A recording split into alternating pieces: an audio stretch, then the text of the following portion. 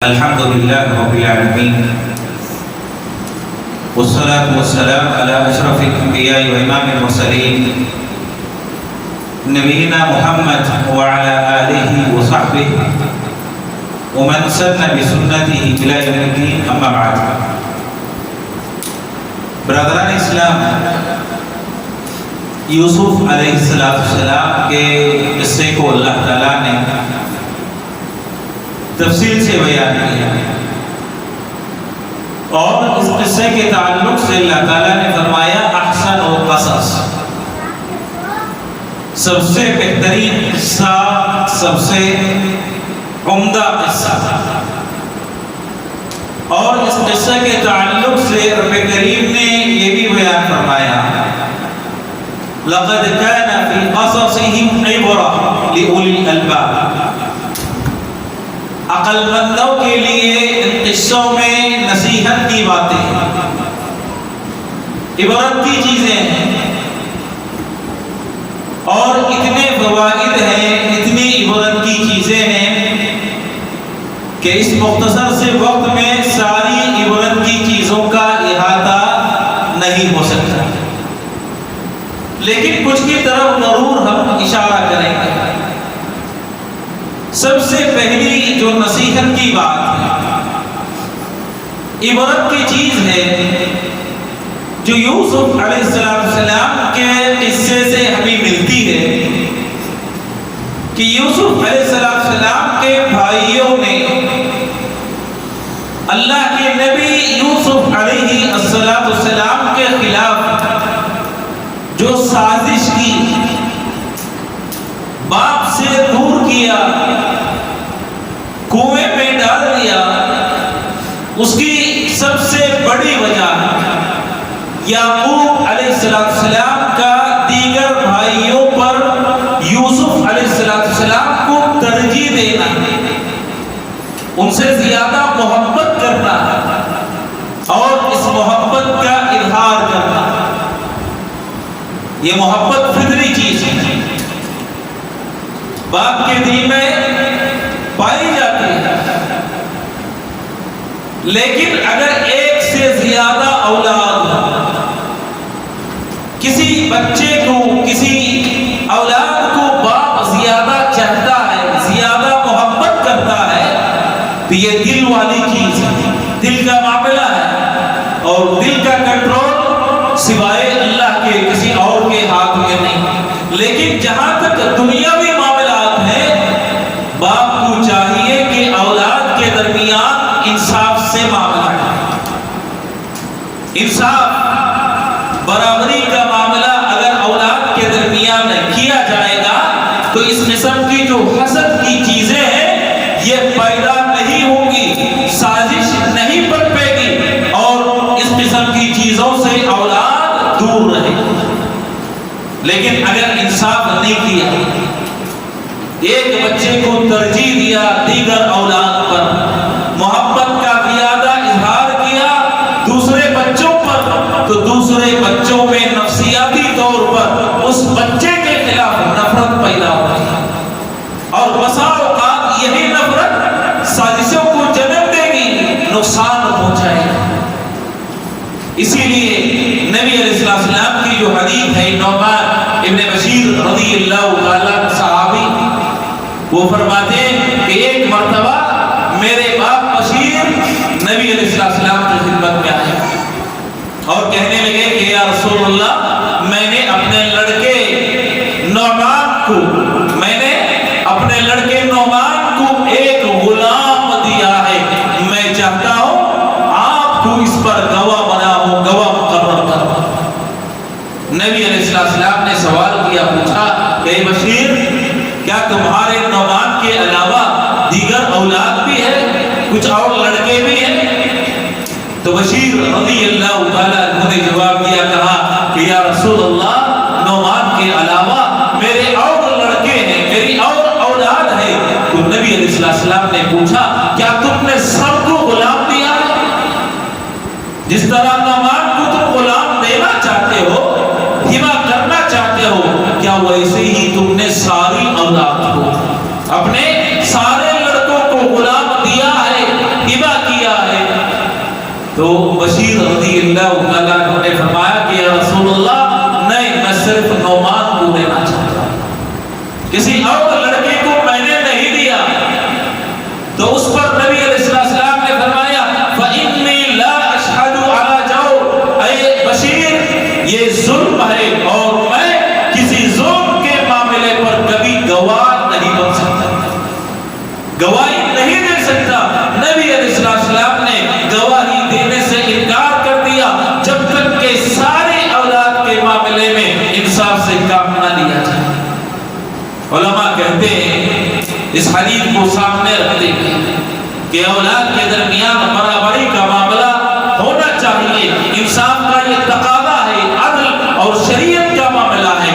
लेकिन बसा औलाद की कुछ जरूरत होती है, जरूरतों के हिसाब से उनकी चीजें दे दी जाती है, तो उलमा इसकी इजाजत देते हैं। लेकिन जहां तक सारे लड़कों का मामला आता है, ऐसी चीज जो किसी लड़के को मोहब्बत की खातिर देता है और दूसरों को उससे महरूम करना चाहता है, तो उलमा ने कहा कि ये चीज जुल्म में आती है, नाइंसाफी में आती है, और अल्लाह के नबी अलैहिस्सलाम ने इससे मना कर दिया है, रोक दिया।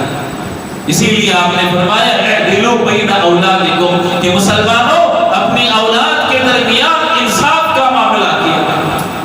अगर इंसाफ का मामला करोगे तो औलाद के दरमियान खुशियां ज्यादा रहेगी और नफरतें शैतान को खेलने का मौका नहीं मिलेगा, साजिशों से सारी औलाद बची रहेगी। ये सबसे पहला फायदा है जो यूसुफ अलैहिस्सलाम के किस्से से हमें मालूम होता है। और दूसरा फायदा यूसुफ अलैहिस्सलाम के किस्से से कि बसा औकात इंसान को बुराई के सारे वसाइल फराहम होते हैं, असबाब मुहैया होते हैं। अगर बुराई करना चाहे तो इंसान आसानी के साथ बुराई कर सकता है। लेकिन अगर ऐसे मौके पर कोई इंसान अल्लाह का डर अपने दिल में पैदा कर लेता है और अल्लाह की खातिर बुराई को छोड़ देता है, तो अल्लाह ताला दुनिया और आखिरत के खजाने उसके लिए खोल देते हैं। आप अंदाजा लगाएं, यूसुफ अलैहिस्सलाम को कुएं में फेंका गया, अकेले थे, कोई मददगार नहीं था, कोई रिश्तेदार नहीं था, कोई पहचानने वाला नहीं था। अजीज मिस्र के महल में पहुंचते हैं, अजीज मिस्र की बीवी उनकी खूबसूरती को देखकर बुराई की तरफ उनको माइल करना चाहती है। लेकिन यूसुफ अलैहिस्सलाम ने जब बुराई की तरफ माइल किया गया, कहा मआज़ल्लाह, मैं अल्लाह की पनाह चाहता हूं, अल्लाह का डर, अल्लाह का तक़वा मेरे अंदर पाया जाता है। तुम्हारे साथ बुराई में शरीक नहीं हो सकता, शामिल नहीं हो सकता। धमकी दी जाती है अगर बुराई में शरीक नहीं होगे तो इसी सूरत में कैद खाना जाना पड़ेगा, जेल की सजा भुगतनी पड़ेगी। यूसुफ अलैहिस्सलाम ने कहा बुराई करने पर मैं कैद भुगतने के लिए तैयार हूं, सजा पाने के लिए तैयार हूं। इनकार कर दिया। मेरे दोस्तों, आप अंदाजा लगाएं कि सारे असबाब मुहैया थे, तन्हाई थी, अजीज मिस्र की बीवी हसब नसब वाली थी, मालदार थी, किसी का डर नहीं था, कोई खौफ नहीं था। ऐसे आलम में जब बुराई की दावत दी जाती है तो यूसुफ अलैहिस्सलाम ने कहा कि अजीज मिस्र ने मेरे साथ एहसान किया है, अच्छाई का मामला किया है, सबसे बढ़कर अगर मैं उसकी बीवी के साथ ज़िना करूंगा तो इसी सूरत में गुनाह बढ़ जाएगा, दुगना हो जाएगा। एहसान करने वाले के एहसान फरामोशी किसी सूरत में नहीं कर सकता। और साथ में अल्लाह का तक़वा, अल्लाह का डर यूसुफ अलैहिस्सलाम को बुराई करने से बाज रख दिया, बाज आ गए। कहा मआज़ल्लाह, मैं अल्लाह की पनाह में आना चाहता हूं। और जो इंसान अल्लाह की पनाह में आ जाए, अल्लाह की इबादत में आ जाए, अल्लाह ताला उसकी हिफाजत करता है, अल्लाह ताला उसको बचाता है। रब करीम ने यूसुफ अलैहिस्सलाम के ताल्लुक से फरमाया इन्नहु मिन इबादिनल मुखलसीन, ये हमारे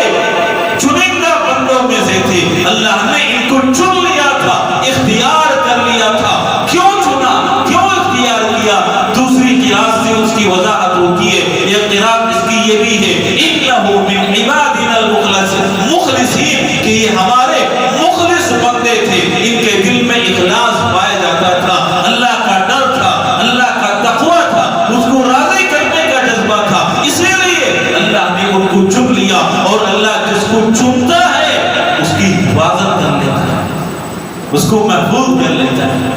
انہو من عبادنا المخلصین، یہ ہمارے چنندہ بندے تھے، اللہ نے ان کو چن لیا تھا، جب چن لیا تو اللہ تعالیٰ نے ان کی حفاظت بھی کر لی۔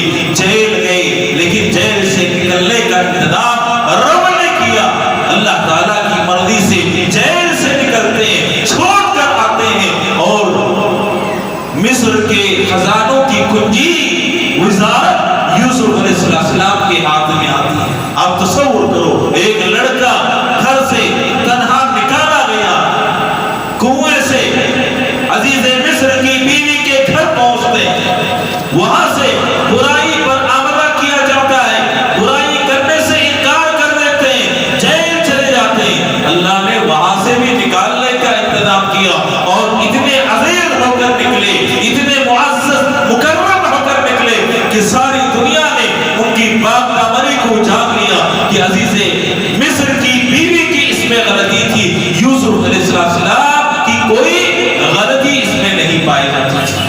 معزز اور مکرم ہو کر جیل سے نکالے گئے۔ میرے محترم مسلمان دوستو، کوئی اللہ سے ڈرتا ہے، اللہ سے ڈر کر کسی برائی کو ترک کر دیتا ہے، اللہ تعالیٰ اس سے اچھا بدلہ اس کو عطا کرتا ہے، ایسی چیز عطا کرتے ہیں کہ انسان سوچ نہیں سکتا۔ نبی علیہ السلام نے فرمایا من ترک شیئا للہ عوضہ اللہ خیرا منہ، اگر اللہ تعالیٰ کی خاطر کوئی آدمی کسی چیز کو چھوڑ دیتا ہے، حرام کردہ چیز کو، گناہ کو، تو اللہ تعالیٰ اس سے بہتر اچھی چیز اس کو عطا کرتا ہے۔ کوئی حرام مال کو اللہ کی خاطر چھوڑ دیا، اللہ حلال مال اس سے بہتر عطا کرتا ہے۔ کسی گناہ کو اللہ کی خاطر چھوڑ دیا، اللہ حلال اور بہتر چیز نیکی کی اس سے بہتر اس کو عطا کرے گا۔ من ترک شیئا للہ، لیکن یہ چھوڑنا رب کی خاطر ہونی چاہیے، اللہ کی خاطر۔ اگر کسی چیز کو چھوڑ دیتا ہے، گناہ کو ترک کر دیتا ہے، تو اللہ تعالیٰ اس کا بہترین عوض، بہترین بدلہ دنیا میں بھی اور آخرت میں بھی عطا کرتا ہے۔ آخرت میں کیا بدلہ؟ نبی علیہ السلام نے بشارت، 7 خوش نصیب انسان جن کو رب کے عرش کے سائے میں جگہ دیا جائے گا۔ کس دن؟ قیامت کے دن، جس دن پوری انسانیت پسینے میں شرابور ہوگی، پسینے میں ڈوبی ہوئی ہوگی، 1 میل دور سورج ہوگا، 1 میل۔ صحابی کہتے ہیں 1 میل 2 معنوں میں استعمال کیا جاتا ہے۔ صحابی کہتے ہیں مجھے پتا نہیں نبی علیہ السلام نے کس معنی میں استعمال کیا۔ ایک تو مسافت ناپنے کے لیے 1 میل کہا جاتا ہے، جیسے کلومیٹر کہا جاتا ہے، ویسے 1 میل استعمال کیا جاتا ہے۔ یہ مسافت والا میل ہے، یا نبی علیہ السلام نے دوسرے معنی میں استعمال کیا؟ سرما انسان استعمال کرتا ہے، اور سرما لگانے کے لیے جو آلہ باریک ایک شیشے کی طرح، ایک باریک شیشے کے ایک کاڑی جس کے ذریعے سرما آنکھوں میں لگایا جاتا ہے، سلائی، اس کو بھی میل کہا جاتا ہے، اس کے لیے بھی میل کا لفظ استعمال کیا جاتا ہے۔ صحابی فرماتے ہیں نبی علیہ السلام نے کہا قیامت کے دن سورج 1 میل ہوگا، 1 میل مسافت والا ہے یا سلائی والا ہے جو سرما لگانے کے لیے استعمال کیا جاتا ہے۔ اتنی مسافت پر سورج ہوگا اور ساری انسانیت پسینے میں ڈوبی ہوئی ہوگی۔ اللہ تعالیٰ 7 خوش نصیبوں کو عرش کے سائے میں جگہ دے گا۔ ان میں سے ایک وہ آدمی رجل دعته امرأة ذات منصب و جمال، منصب والی، خوبصورت، حسین، نسب والی عورت دعوت دیتی برائی کی طرف۔ فقال انی اخاف اللہ، آدمی کہتا ہے کہ میں اللہ سے ڈرتا ہوں، اللہ کا تقوی اختیار کرتا ہوں، برائی کو چھوڑ دیتا ہے، اس آدمی کو اللہ تعالیٰ قیامت کے دن اپنے عرش کی سائے میں جگائے گا۔ کتنا معزز ہوگا، کتنا مکرم ہوگا وہ انسان جو عرش کے سائے میں جگہ پائے گا۔ میرے محترم مسلمان دوستو، برائی کو چھوڑنا، برائی کو ترک کرنا، یہ صبر چاہتا ہے۔ صبر ہے انسان کے پاس تبھی برائی کو چھوڑے گا، ورنہ اگر کسی انسان کے پاس صبر نہیں ہے تو برائی کو چھوڑنے پر آمادہ نہیں۔ یوسف علیہ السلام نے صبر سے کام کیا، برائی کو اللہ کے لیے ترک کر دیا۔ نتیجہ یہ ہوا کہ اللہ تعالیٰ نے دنیا اور آخرت کی ساری اچھائیاں ان کو عطا کی۔ یعقوب علیہ السلام نے صبر سے کام لیا، اللہ تعالیٰ نے ان کی ساری اولاد کو ان تک پہنچا دیا، لوٹا دیا۔ اور ایک اور فائدہ یوسف علیہ السلام کے قصے سے ہمیں یہ معلوم ہوتا ہے کہ بسا اوقات انسان ایک گناہ کرتا جاتا ہے اور سمجھتا ہے کہ یہ معمولی گناہ ہے، ہلکا گناہ ہے، لیکن ایک گناہ معمولی ہلکا سمجھ کر اگر کوئی آدمی انجام دیتا ہے، ایک گناہ کے بعد انسان دوسرے گناہ تک، دوسرے سے تیسرے گناہ تک، تیسرے سے چوتھے گناہ تک غلطیوں پر غلطیاں کرتے ہوئے چلا جاتا ہے۔ یعقوب علیہ السلام کے بیٹوں نے یوسف علیہ السلام کو ان کے باپ سے چھیننا چاہا، نکالنا چاہا، دور کرنا چاہا، جھوٹ کا سہارا لیا، باپ سے لے لیا، قتل کرنا چاہا، کچھ مشورہ دیا دیگر بھائیوں نے جن کے پاس خیر پایا جاتا تھا، قتل نہ کرو، کنویں میں ڈال دو، کوئی قافلے والے اٹھا لیں گے، کنویں میں ڈال دیا۔ کنویں میں ڈالنا گناہ کا کام تھا۔ باپ کے پاس روتے ہوئے آئے، باپ نے سوال کیا، پوچھا کہ یوسف علیہ السلام کہاں ہیں؟ کہا کہ بھیڑیا کھا گیا، جھوٹ کا سہارا لیا، گناہ کا کام تھا۔ اس کے بعد جب یعقوب علیہ السلام کے یہی لڑکے یوسف علیہ السلام کے دربار میں پہنچتے ہیں، باپ کے تعلق سے سوال کیا جاتا ہے، پوچھا جاتا ہے کہ بھائی کہاں ہے؟ وہاں پر جھوٹ کا سہارا لیا، کہا کہ یوسف علیہ السلام نے چوری کی تھی جس کی وجہ سے ان کے بھائی کو باپ سے دور کر دیا گیا، جدا کر دیا گیا، جھوٹ کا وہاں بھی سہارا لیا۔ میرے محترم مسلمان دوستو، بسا اوقات انسان ایک گناہ کو معمولی سمجھ کر، ہلکا سمجھ کر انجام دیتا ہے، لیکن ایک گناہ کرنے کے بعد اللہ تعالیٰ دوسرے گناہ تک، دوسرا گناہ کرنے کے بعد تیسرے گناہ تک، تیسرا گناہ کرنے کے بعد چوتھے گناہ تک پہنچاتا ہے، اور غیر شعوری طور پر گناہ پر گناہ کرتا چلا جاتا ہے، یہاں تک کہ تباہی اور بربادی کا شکار ہو جاتا ہے۔ اسی لیے یعقوب علیہ السلام کے بیٹوں نے اخیر میں یعقوب علیہ السلام سے کہا کہ یا ابانا استغفر لنا ذنوبنا، کہ ہمارے باپ ہمارے گناہوں کے لیے اللہ سے آپ معافی طلب کریں، معافی مانگے۔ یہ نہیں کہا کہ ہم نے ایک غلطی کی ہے، بلکہ یہ کہا کہ ہم نے بہت ساری غلطیاں کی ہیں، گناہ پہ گناہ کیا ہے، ہمارے گناہوں کے لیے اللہ سے آپ معافی طلب کر لیں، معافی مانگ لیں۔